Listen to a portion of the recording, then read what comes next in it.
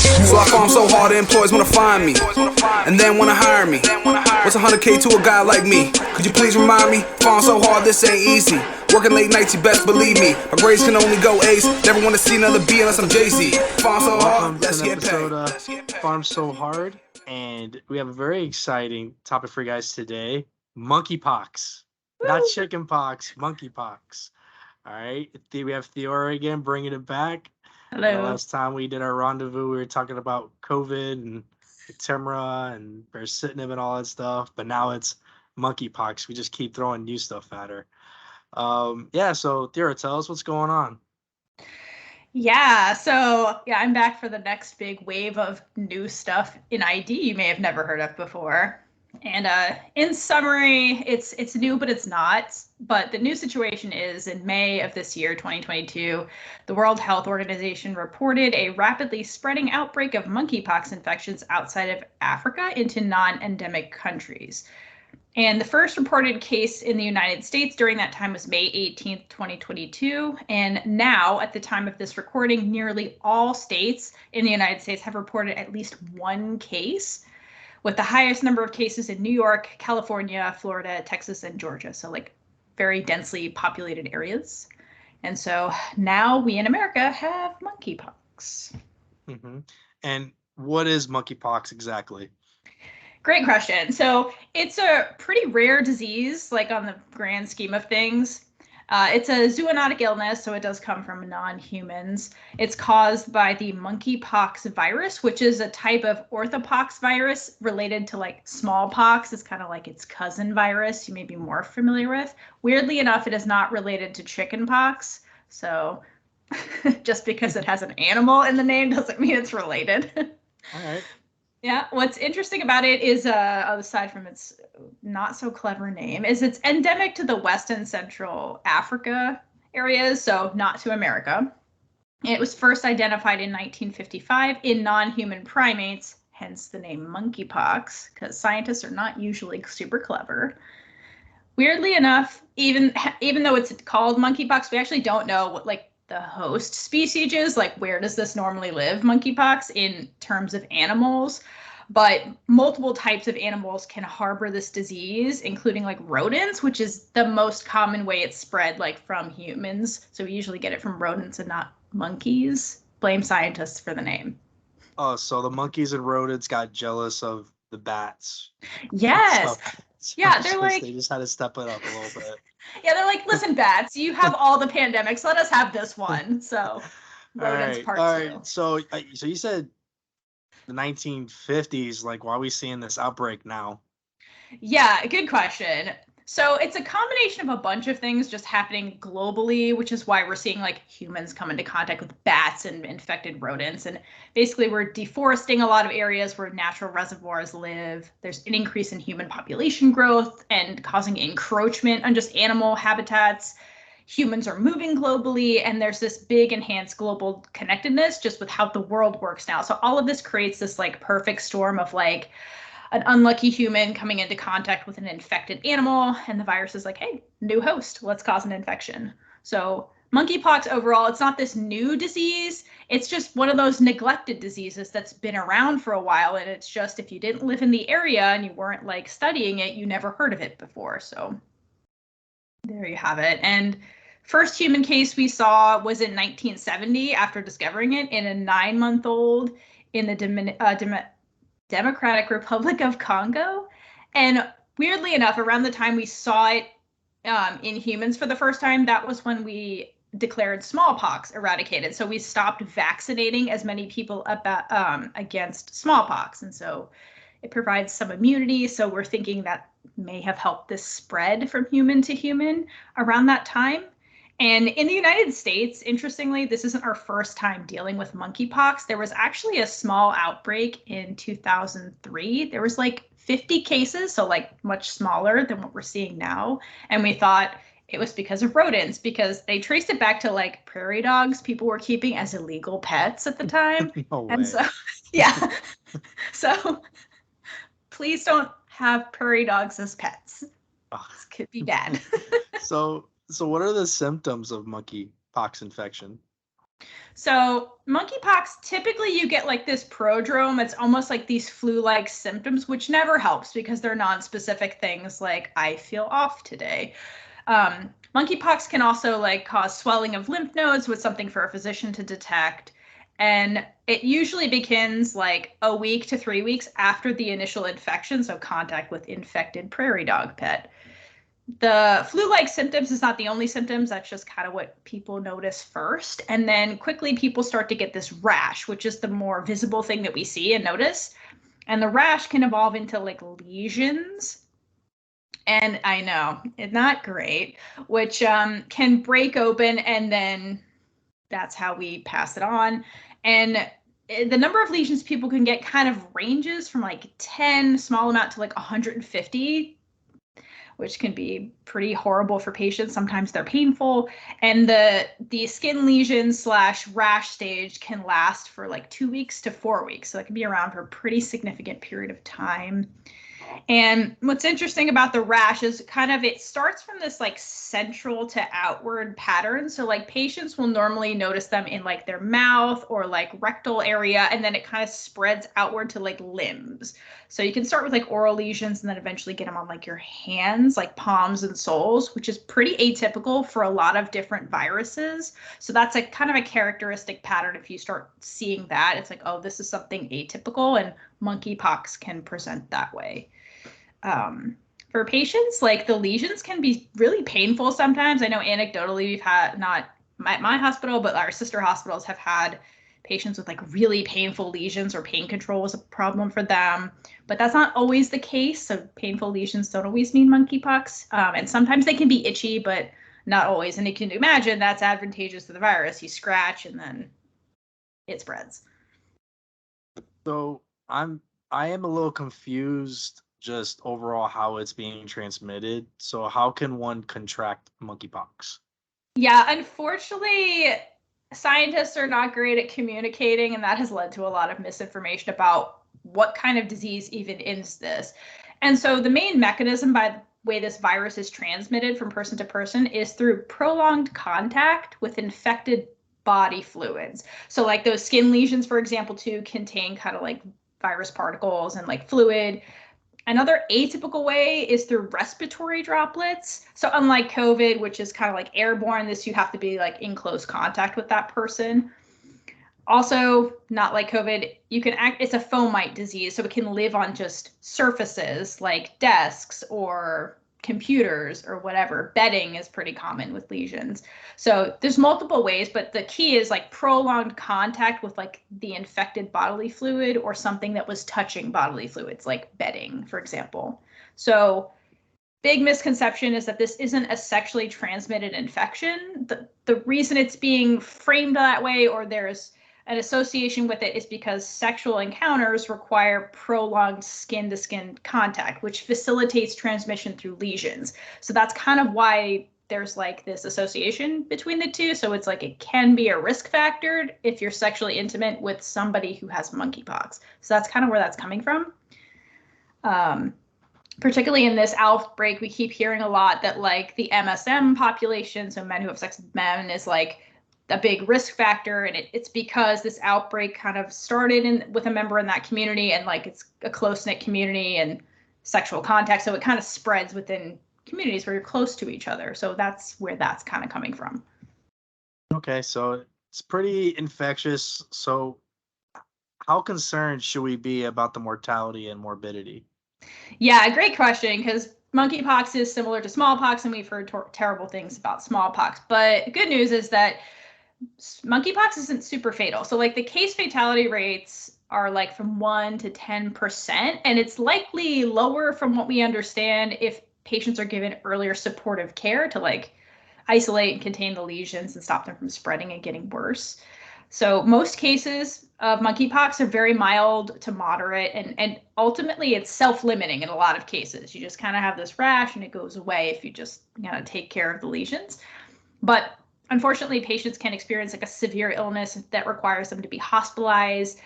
Things can occur like encephalopathy, hemorrhagic disease, confluent lesions, which can lead to like sepsis. So it can be severe, but the majority of cases are not. And sometimes patients are just, there's populations that are more at risk for that severe infection, like immunocompromised patients who are like at risk of severe presentations of most infections.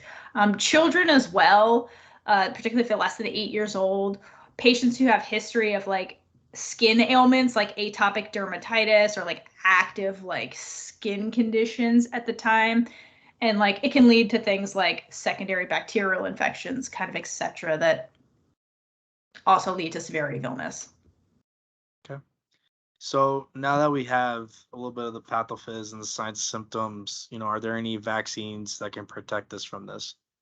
Yes. So the good news is we do have vaccines that help in this situation. And at this time, there's nothing that's like specifically designed for monkeypox, but we have two that are effective in like a pre-exposure, post-exposure situation that were originally developed for smallpox. So smallpox and monkeypox are like cousins, basically. So we do have vaccines in our arsenal.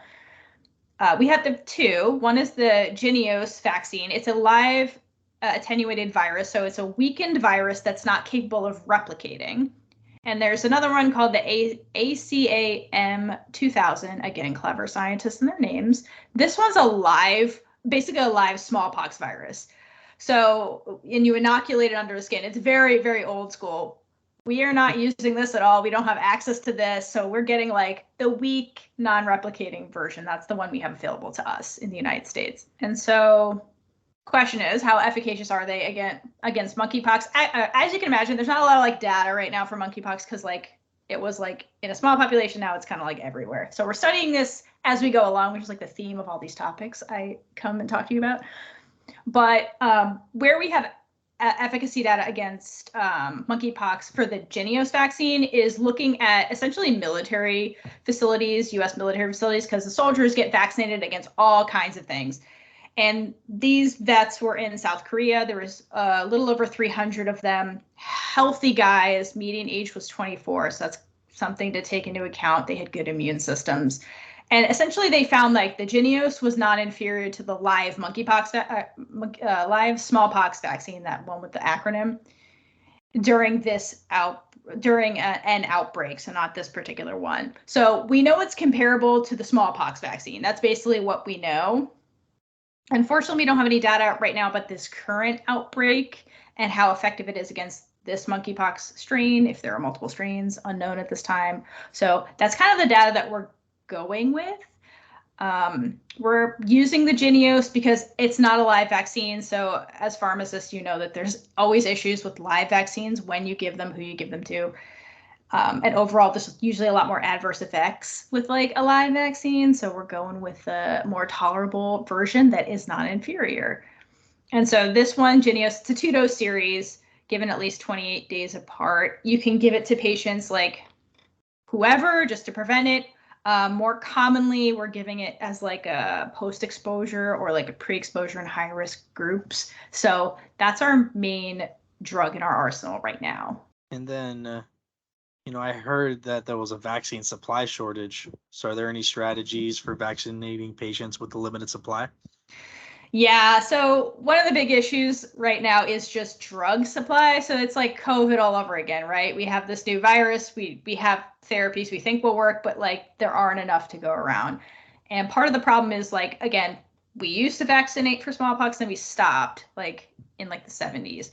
And so the reason why we have data in vets from our active military personnel is because the U.S. government created this strategic national stockpile of certain medications. This was like a post-September 11 kind of initiative to protect us citizens, military personnel, in the event of like bioterrorism, basically. And so smallpox is one of them. So they were stockpiling these vaccines to use in emergency situations for like small populations. And so that's why like we have a supply of the Jynneos vaccine, but now we have a national, like it's everywhere, this kind of outbreak. And it's not exactly a drug that like manufacturers make in abundance. It was basically just for the stockpile. So we have this issue where we like need the supply is much lower than the demand, and like the manufacturer has to like ramp up supply of a vaccine, which takes a while. So that's kind of the conundrum we're in. And so the United States government in June essentially announced this national monkeypox vaccine strategy to kind of expand testing, which is also an issue. If you remember, if you have COVID trauma, that was an issue, is testing. Same thing with monkeypox. And the other part of that was just making the vaccines more available. And so basically they are using their leverage to like get the supplier to make more vaccine, which is great, and kind of looking into how do we stretch the supply we have now, right now. So it's not a drug that's available from the manufacturer. It's basically we're getting it through the government. So it gets funneled through like public health departments, which is atypical from a pharmacy perspective.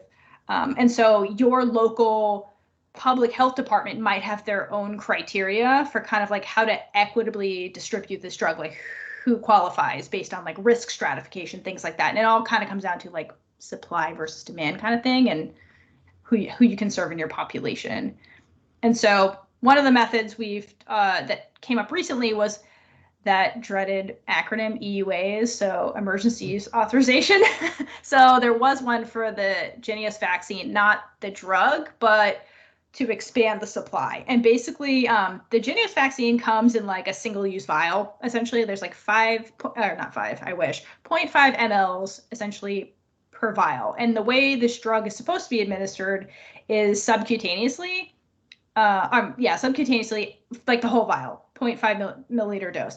So what they found through EUA magic data was basically like, okay, you can give 1/5 of that subdermally, and it produces a good immune response. And that way you can get 5 doses for 1 vial. So very helpful when you're having a drug shortage. So this is like a similar administration route to like getting a PPD, like for tuberculosis. It's that, but it makes the bubble under the skin.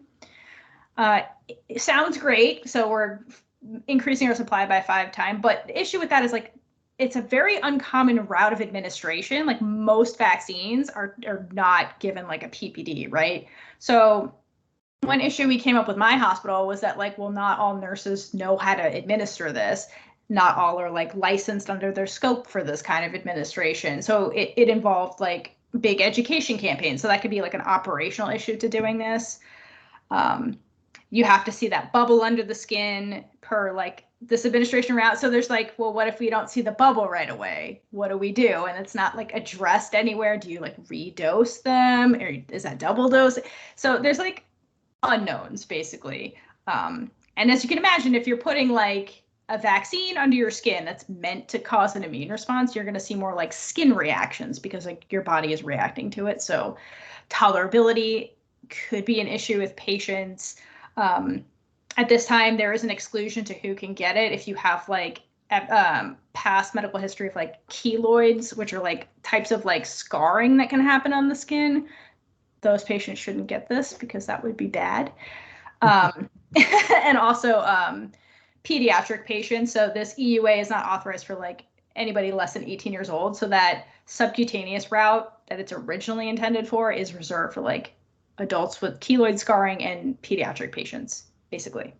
Yeah, so since you mentioned things to avoid, are there any other contraindications or precautions to the Jynneos vaccine? Thankfully, there aren't many, but there are a couple of things to kind of be aware of with this drug. And so big thing is, well, what's a contraindication with any drug if they've had a severe allergic reaction to this drug? So that's number one. So that could, it's a 2-dose series. So that is something to be aware of. If they couldn't tolerate it, they cannot get a repeat dose, basically. But the product itself is produced through chicken embryo fibroblast cells. So if patients have an allergic reaction, like a very severe anaphylactic reaction to chicken or egg proteins, it's not a contraindication. It doesn't mean they can't get the vaccine. It means you kind of have to monitor them for a little bit more, like with any vaccine. So they get like a 30-minute watch after the vaccine period, for example.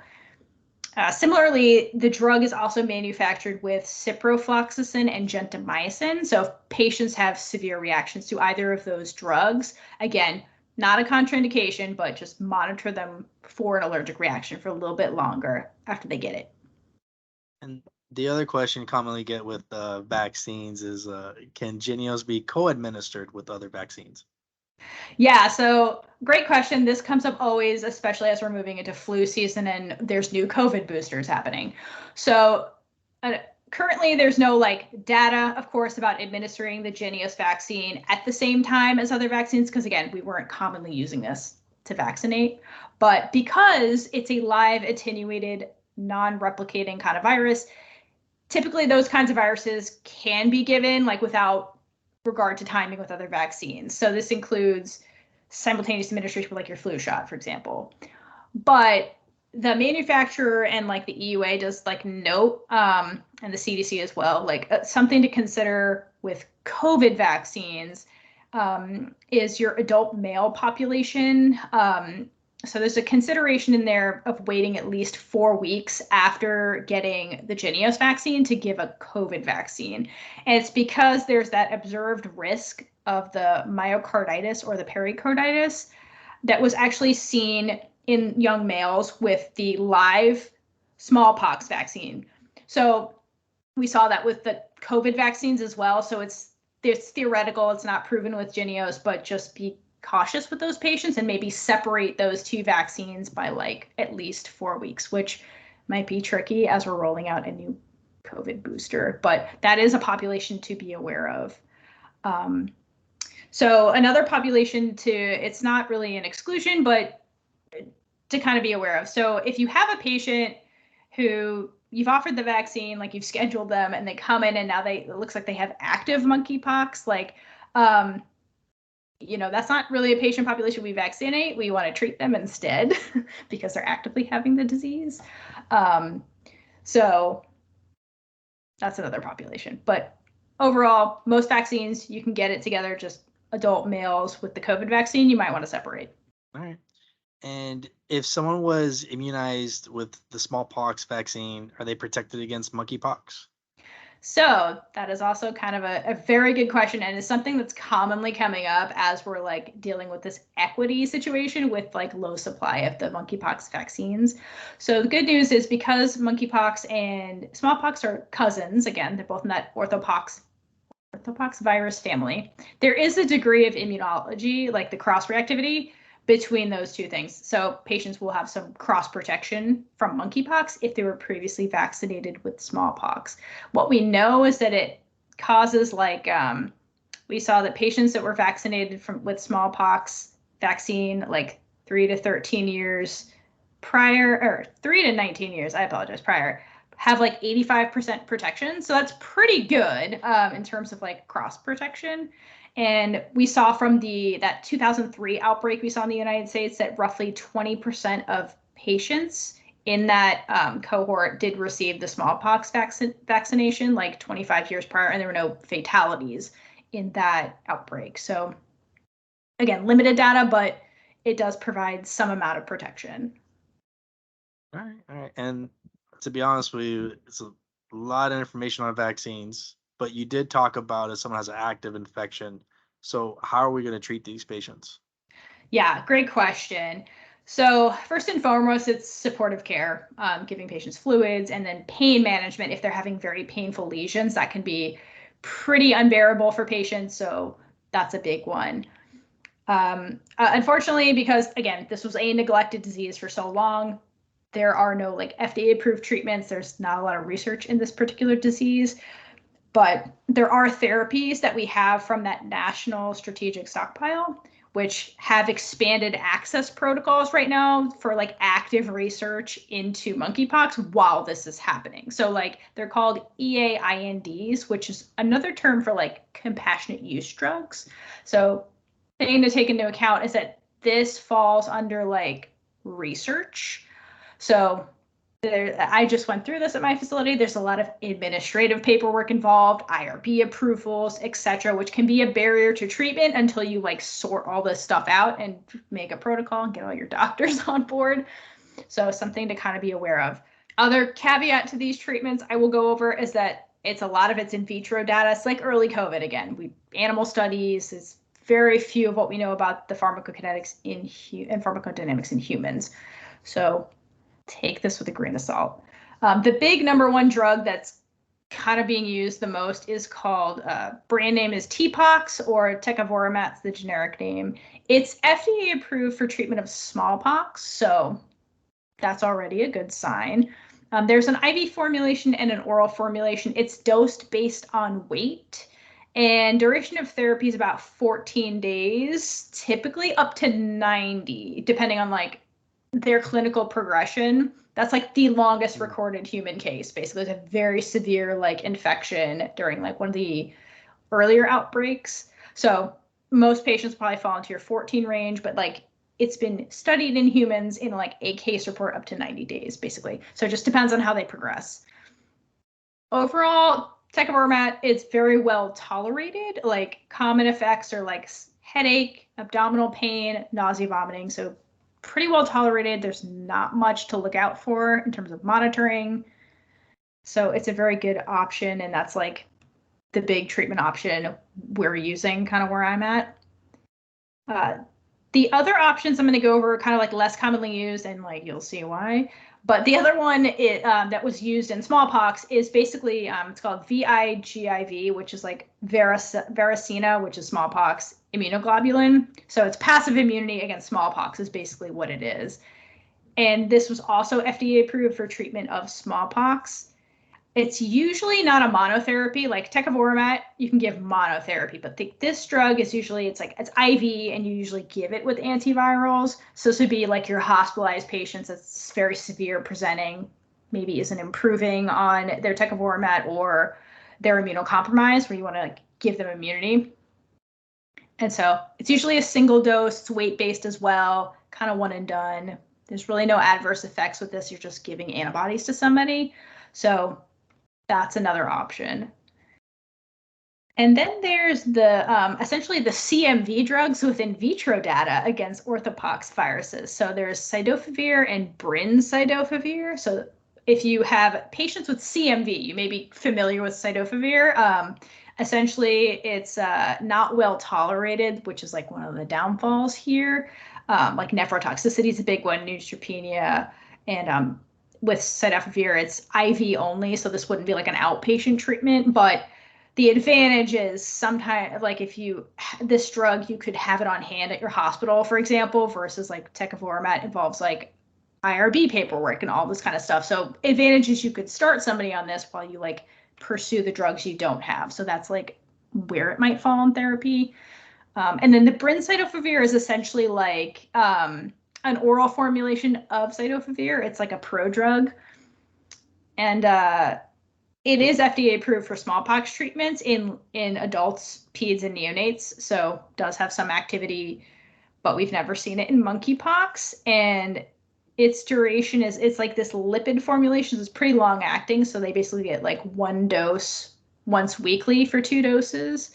So because it's PO and it's got this like prodrug mechanism, it's presumably better tolerated than cidofovir, which is like an advantage. But because it's lipid formulated, it can cause transaminitises. So patients with hepatic issues may not be a good option. Also, accessibility to this drug is also a limiting factor. Many centers don't have this on hand. And this drug at this time doesn't have an expanded access like the other 3 I listed, but like the FDA is working on it. So possibly in the future. All right. Nice. So there's a chance. There's a chance. Hopefully better data than we did in COVID. Yeah. So we talked about the pathophys, the symptom onset, vaccines, and treatment. So can we just like summarize everything we discussed today for the audience? Yeah, so right now we have another ID thing going on in the world, and in the United States. We have this outbreak of monkeypox, which is a smallpox cousin that's in non-endemic countries. It is not a sexually transmitted infection, no matter what the news tells you. This, like smallpox, is transmitted through infected bodily fluids and prolonged skin-to-skin contact with lesions and respiratory droplets, or through contaminated objects. The good news is the majority of monkeypox cases are mild to moderate and can be self-limiting, but severe presentations can happen, especially in patients with certain risk factors like being immunocompromised. In the United States, we have the Jynneos vaccine, which is a smallpox vaccine that has similar efficacy to causing immunology against the monkeypox virus. But the issue is that it's in limited supply right now. And so access may be an issue. In terms of treatment, there are no FDA-approved treatments right now, but there are several agents, including tecovirimat, that were granted expanded access or compassionate use for monkeypox treatment. So we do have a way to prophylax patients and treat them when they have monkeypox. All right, so you're saying there's a chance. There's All a right. chance. Gotta end on a positive note. Well, thank you. And thank you for clarifying all the misinformation, even on my end, and I'm a manager. So thank you for clearing all that up. Again, guys, this is Theora. Follow her on Twitter. We'll have the show notes up for you guys. And again, my name is Oscar Santalo. So thank you guys for listening in, and I'll catch you guys later. Keep farming hard. Closes it. Ozzy scratches his head. Whatever she's looking for, it isn't in there.